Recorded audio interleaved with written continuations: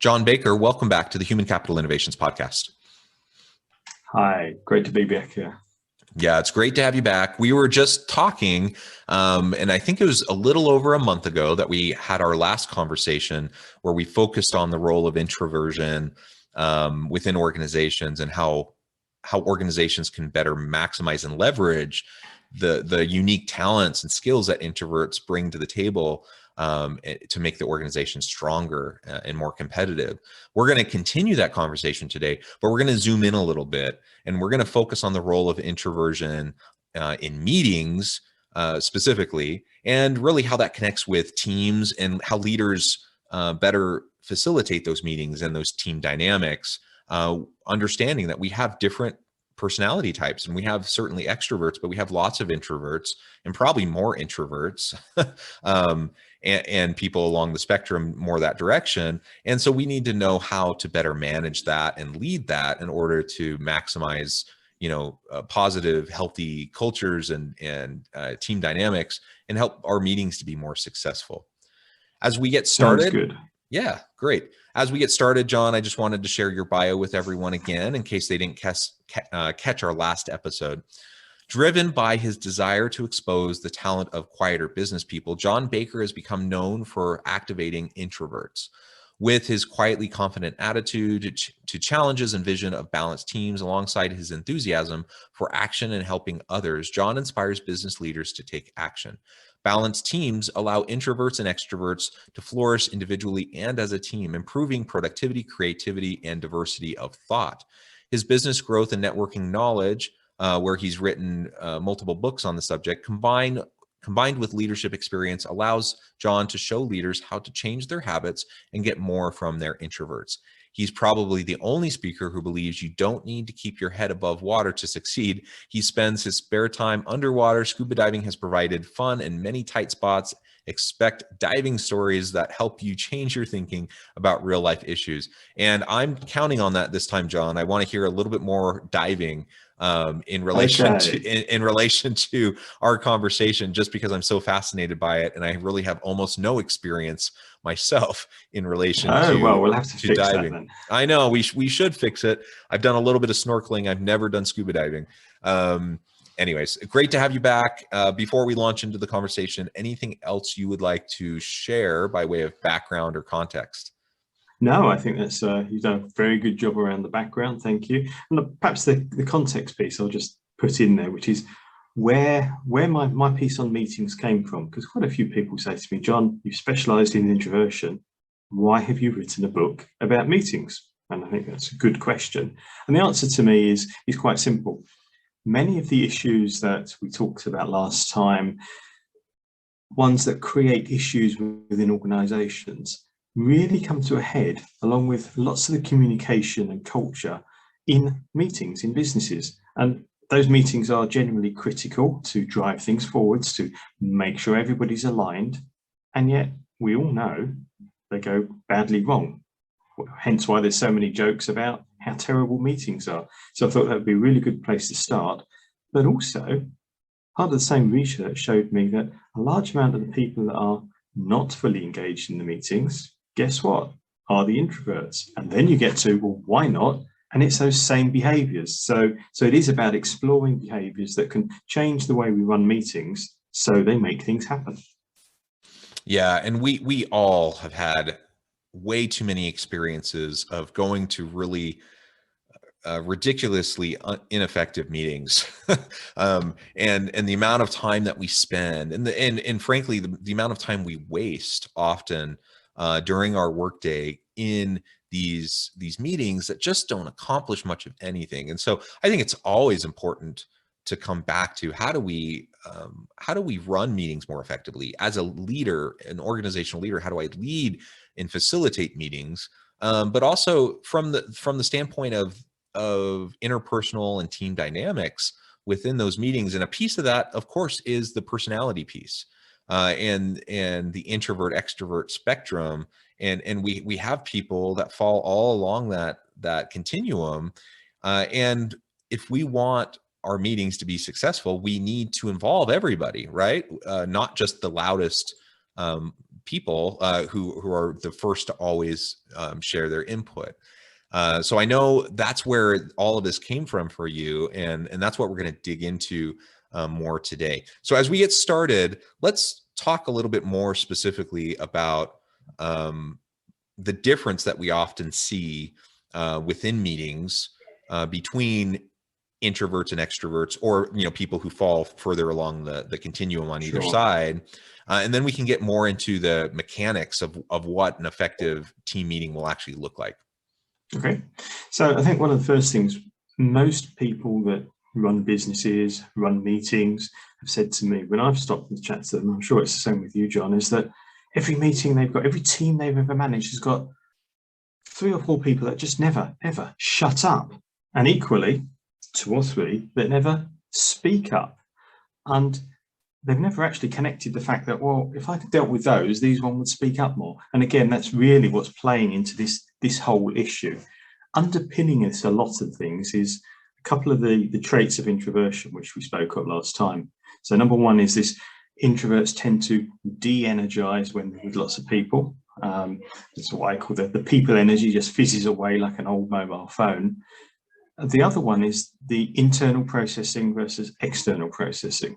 So an introvert typically will think to talk, ask a question, thinks for a moment, out come the words. An extrovert will talk to think. So ask a question, words come flying back. They're not necessarily a complete answer because they are in the thought process. Whereas the introvert is silently trying to go, let me come up with the most complete, the most concise, the most well-structured answer I possibly can. The extrovert's coming out with words in the process of forming their answer. Now, that's all very well until you sit there and get into meetings, because then at that point, open the question up and whoomph, the extrovert starts talking. And the introverts, by and large, are not going to bother jumping in at that point. And so, okay, I'll sit quietly. And then you add to some of the other behaviors we often see in meetings where, for example, it's the Monday meeting. What's the purpose of the Monday meeting? It's just the Monday meeting, don't ask.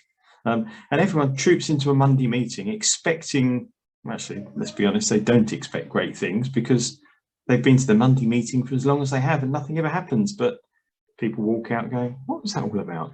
So I think there's a number of things that go on.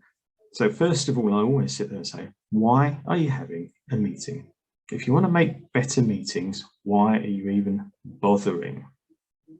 If all you really want to do is to tell something, you want to pass information on, in other words, it's one direction, why not put it on an email, or even do what we're doing here, just record a short video. Boom, out it goes. Everybody's got exactly the same message. Everybody's saved themselves time. You've saved time. Job done. But no, we insist on pulling everybody into a meeting. Everyone travels. They sit there for an hour or two, and they're perplexed about what they're meant to do about this. They receive some information, and job done. So what's the purpose? If the purpose of the meeting is to get the team together, to get the team to discuss something, whatever the something is, so you can come up with a solution, then you really do want a buy-in from the whole team, because unless you've got everybody contributing, you're going to end up with what many people will call groupthink, where 2 or 3 voices steer the meeting or steer the conversation, and everyone goes trotting off in this direction. Great, and everyone feels good. Yeah, we're getting somewhere. It's a bit like times when I've been underwater, where there's a particular lake that I often dive in, and there's times when you go that it's crystal clear, but at other points it's as murky as hell. I have to say, it's got a clay bottom and it just floats around. And now I've got to the point where over the years I can jump in and go, yeah, if I go that way I'll get to the shipwreck. But there's times when you kind of think, yeah, right, off you go, it's that way, and you go herring off, and everyone feels good because you're heading in the same direction. And then you keep going and you miss the shipwreck altogether, and you get to the back end of the lake and you go, well, where are we? Whereas if you sometimes stop, take your time, okay, well, I think it's more that way. Oh no, there's that rock there. We've got to pass that rock and then we're in the right direction. You take your time and you're going to get to somewhere because you work together.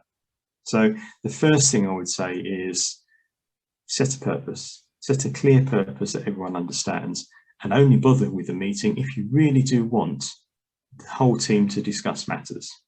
And if you want the whole team to discuss matters, then it follows you've got to structure it so they all can. Yeah, yeah. That seems so obvious. Yet it so rarely happens.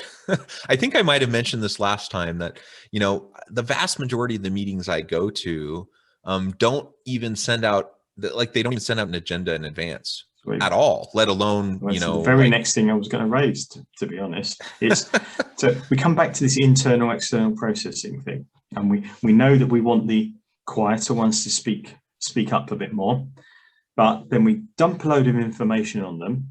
And the extroverts, and I always remember back it was the first day in my second ever proper job, so it's quite a while ago now. And I was sitting in this meeting, and I was slightly nervous because it was my first day.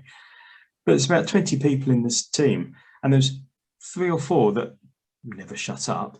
And every time the boss asked the question, they would come out with this stuff. At the very beginning of the meeting, he had handed around a wodge about an inch thick, piles of paper with data on it that we were all meant to be discussing. They hadn't seen the data, but they were still firing answers in, and you've got other people were quietly looking through the data and trying to work out what on earth's going on. But their comments bore no resemblance to the data because they were just in the process of talking. So again, if you're going to have people to actually process the information and then speak, get them that information early. So we've always been told, send the agenda out early, it makes sense. Of course it makes sense. But now let's think about why. Because if you don't, a third of your team, the introverts, ain't going to really have a chance to participate. Yeah, yeah. Well, and it comes back to, it's connected to your first point as well. If you have a clear purpose for the meeting, that will be spelled out in the agenda, right? And so you have a stated purpose and objective, you have, what's going to be discussed in the meeting, and you provide that in advance, and it's a primer. It gives people a chance to think and to prepare, and then they can come and you can have a working meeting and get things done. When that doesn't happen, one of two things. Well, either the meeting probably doesn't even need to be a meeting because, like you said, it's just a one direction, like sharing information, record a video, send an email. You don't even need to have a meeting. Or you end up having something that you intend to be a working meeting that is completely dysfunctional and derailed from the very beginning because people aren't prepared, and you only get the vocal ones to speak out immediately, and you don't have good thinking occurring. And so it's not complicated. It really is quite simple, but you have to be committed to it. You have to be committed to having a clear stated objective and purpose for the meeting, sharing that with your people, in part, by having an agenda in advance so that people can prepare. And those two things alone, if you can do those two things consistently, it's going to vastly improve the quality of your meetings. And chances are you'll probably cut your meetings in half because you'll realize that there's no point in even holding this meeting. I was actually really impressed last week because I had it's like a weekly staff meeting with this one area that I'm involved with. And we meet every week at this time, and the person's really good at getting an agenda out. So I really appreciate that. This particular week, she didn't get the agenda out in advance. And while I would have preferred that she'd done this a little bit sooner, to her credit, she just canceled the meeting. She just said, you know what? Sorry, it's my fault. I didn't get this out in advance. I'm just going to send an email. I'll share some of the things I thought we could talk about. Let's cancel the meeting. Everyone gets an hour back to their day. And I'm like, yay, that's so rare. How many, and it was vulnerable on her part to just admit it. Nobody thought bad of her, that we actually were all very appreciative. But how many times do leaders not want to look weak or unprepared? And so they just plow into a stupid meeting that isn't serving any real purpose because they can't just admit that, you know what, they didn't do their due diligence in preparing people in advance. And now they're just wasting everybody's time. I've sat through so many meetings like that. And then the other thing, because you mentioned a moment ago that that first of all, getting the agenda out will could well cut down the amount of meetings you go to. It could also cut down the amount of time in a meeting, because if you stick to that agenda, you get rid of a lot of the other nonsense. And that's when I come back to the other piece that I talk about, which is hold back. If you want the quieter ones to speak up, you have to hold back the noisier ones. Now that, again, sounds absolutely obvious, and I'm going to relate it back to a diving story, which is to me is obvious, but it wasn't to this person. So there I am under the water, about 30 meters under the water, and we're swimming along across a sandy kind of seabed, and we're in Egypt, and I'm swimming along with my buddy, and about 20 meters ahead of us we see this guy, and he's lying on the floor of the sea. First thing I thought, a bit odd, bit of a nothing, but and then I saw he's alive, because he's waving his arm, he's holding his arm out, and he's just wiggling his fingers up and down, which is very strange. But then we saw what was happening. What he was doing, every time he stopped wiggling his fingers, there's these 4 lionfish, and they were kind of really interested, and they'd creep in another couple of inches, and then he'd wiggle his fingers, and they'd stay there, and they'd creep in like this, and we're just watching this in amazement that's going on. But as you don't dive, John, there's probably one thing which you don't know about lionfish. They're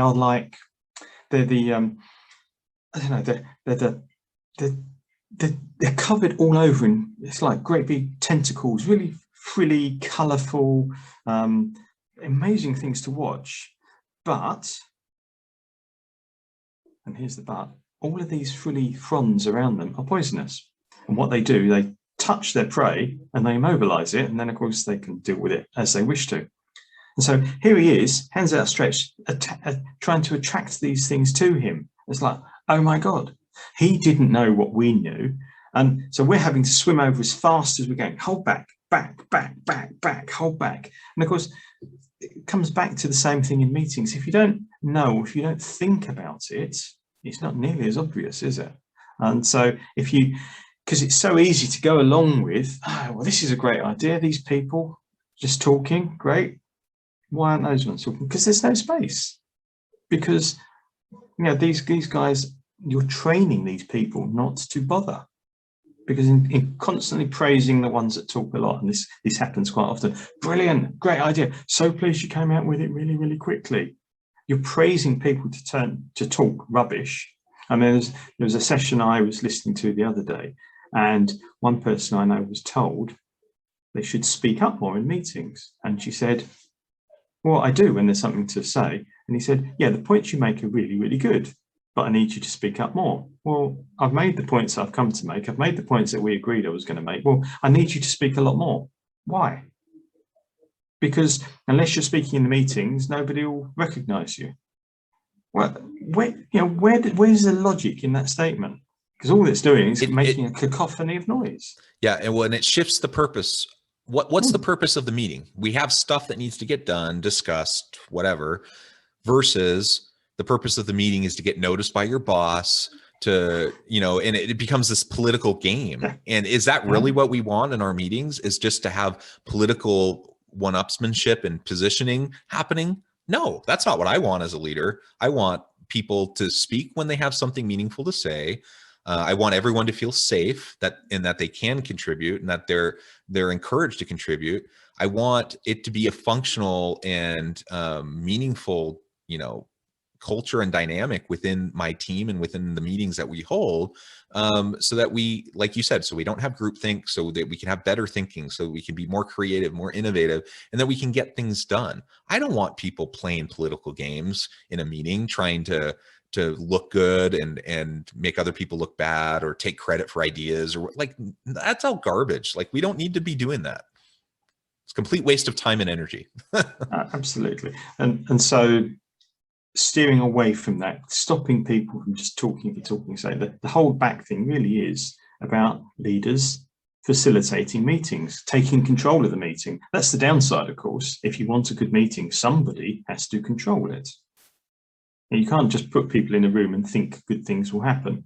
Now, option one, of course, is the boss controls it. Great.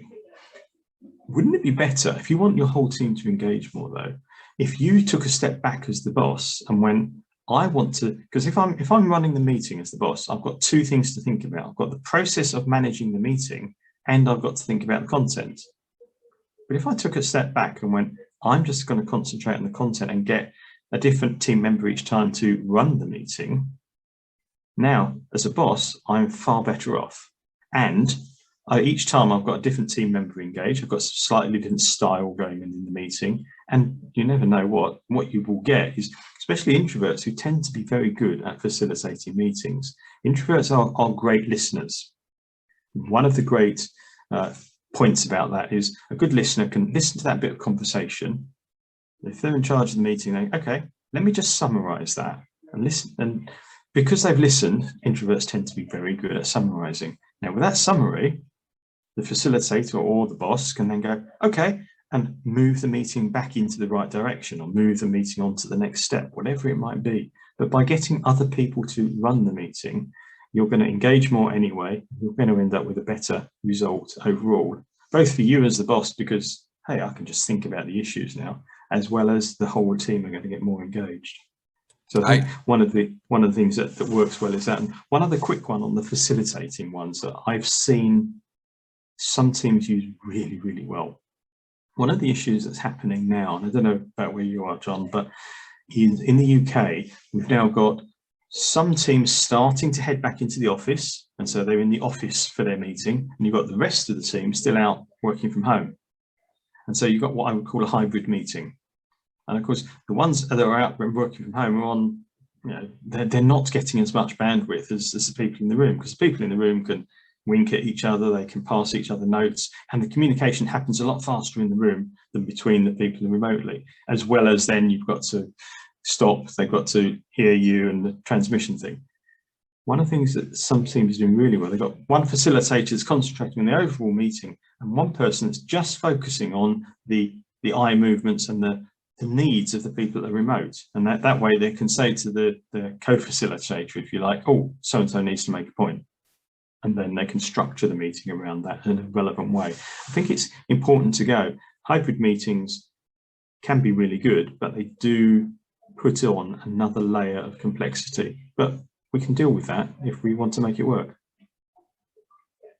Yeah, and those were both really great suggestions. I would encourage people to explore. Sharing the responsibility for meeting facilitation, sharing, spreading that around, giving people a turn, giving people different roles within the team in a meeting, and letting them know that in advance so they can prepare for it. That's another really great way to keep people involved. It's also a good way to, in a sense, you're cross-functionally training people too, because you're helping them think in different ways and involved in different ways in the meetings, which is only a good thing for your team moving forward. It's a good training mechanism as well. And like you said, the hybrid team, that's more of a reality. And I have been in some pretty darn horrible hybrid meetings where it's hard to hear. It's hard for, if I'm the virtual one, it's hard for me to get a word in edgewise and to share something when I do have something to say. And just all these dynamics that are really difficult. But if you have someone that's designated as the person responsible and in charge of making sure that the virtual people are engaged and involved, that takes pressure off the person running the meeting. Now you have, like you said, a co-facilitator, but you delegate and you spread it out. You spread out the responsibility. Everyone is more involved. Everyone's more engaged. They're more connected with and bought into the purpose of the meeting and getting, having a productive meeting. And it's just a win-win all the way around and across the board. Nothing that we've said here today is rocket science. It's all fairly straightforward. And anyone listening, you could do this today. You could do this tomorrow, your very next meeting. Have an agenda, have a clear stated purpose, assign roles, have people prepared in advance. Like all these things are things we should be doing each and every time. And if we do it, not only will our meetings be better, we're gonna waste less time and allow people to do their good work. We're gonna have better outcomes from our meetings and better thinking in our meetings. And I mean, it's just a no-brainer. We need to be doing this. And if we're not doing it, it's one of the quickest, easiest things we can do to up our leadership currency and to be seen as a really capable leader.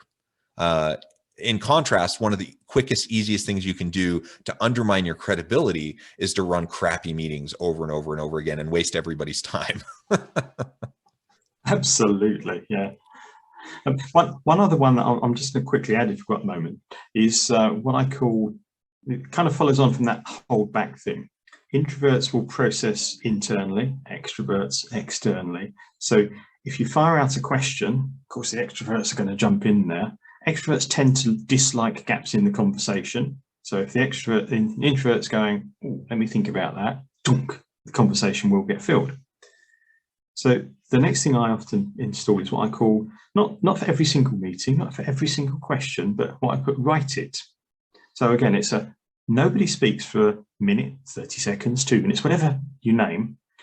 You ask the question, everyone has to write down the main points of the answer. Now, trainers, of course, use this all the time because they get to write it on Post-it notes or sticky notes, and then you can stick it on the wall, and then the team can group up the thoughts. And that works really well. Again, it's another level of engagement.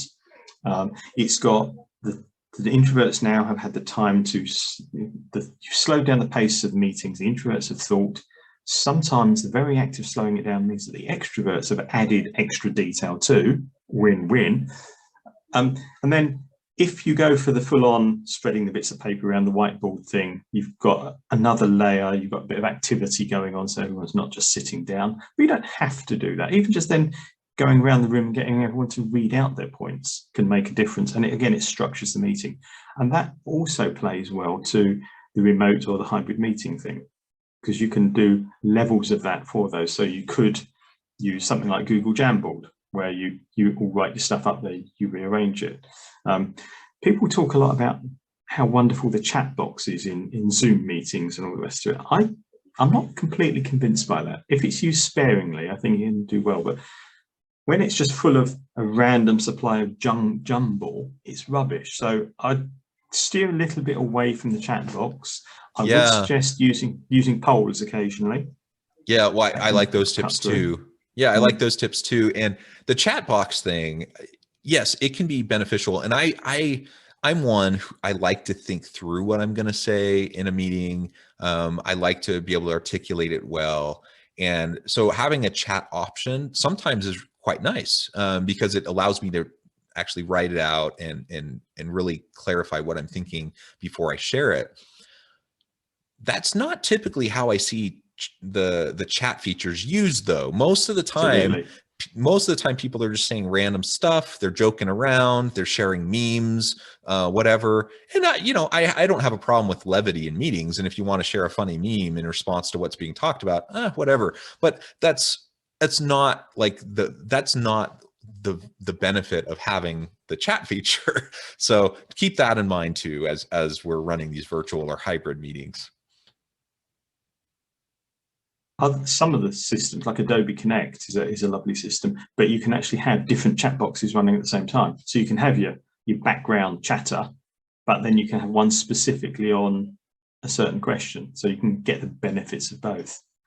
And the other one that I like to play, which again works well with hybrid, is using something like Mentimeter. So it's a separate piece of software. Everyone can bring it up on their phone, mentimeter.com. And you ask the question, people put in 1-word answers or 2-word answers, and it creates a word cloud. So what you've then done, it's anonymous. So you haven't got this, he said that and he said that, but you end up with a cloud. So the big words are the ones that people said a lot, the small ones are a few people said, and you can explore that as a group. But again, it's an extra piece of engagement, but the important piece is it allows the introverts to process, and everyone can then see what they're going to focus on. So that can join together the hybrid meetings as well. Yeah, love it. I love it. Well, thank you, John. It has been a real pleasure talking with you. So many really great ideas and things to consider. Like we were discussing, it's not rocket science. Like these are things that anyone can start doing right away, right now, make a very immediate, meaningful impact on your team dynamics, the quality of the work that's getting done, the productivity, creative thinking, etc. It's really something everyone should be doing. It's one of the first, like when I teach at the university, it's one of the first things I teach in a class. It doesn't really matter what class I'm teaching. If they're doing team-based work in the class, which many of the courses do, we talk about effective team meetings, because, if you don't have effective team meetings, guess what? The team's probably going to be dysfunctional. But when you have effective team meetings, that's like half the battle. And a lot of the other things start to resolve themselves. Well, John, thank you. Before we close today, I did want to give you a chance to share with listeners how they can get connected with you, find out more about what you're doing, and then just give us the final word on the topic for the day. Okay, thank you. So you can find me on LinkedIn, where I'm John Baker, that's Jon, or go to the website, which is introvertsinbusiness.co.uk. That's easy to get hold of me. And one final word, I would say exactly as you said, meetings they're not rocket science. Don't try and create this perfect meeting, because you never will, but just keep making little steps. And the one final one I throw in, which joins everybody together at the end of the meeting, is get everyone to score it out of 5 or out of 10, whatever number you choose. And everyone just has to pick a number and how good was the meeting. And we do it when we've been diving. How good was my diving? Oh, it was a 7 today. We never question it unless they come in with a really low score, in which case what you then do is you focus and turn around and say, okay, Fred, what would have made the 5 become an 8? What one thing didn't work for you? Because now we're all learning from each other. And that, I think, is the final great thing about a team. If we can all learn together what works for each other, we're in a much, much better place. Yeah, amen. Well said. Thank you, John. I encourage listeners to reach out, get connected, find out more about what he can do for you. And as always, I hope everyone can stay healthy and safe, that you can find meaning and purpose at work each and every day. And I hope you all have a great week.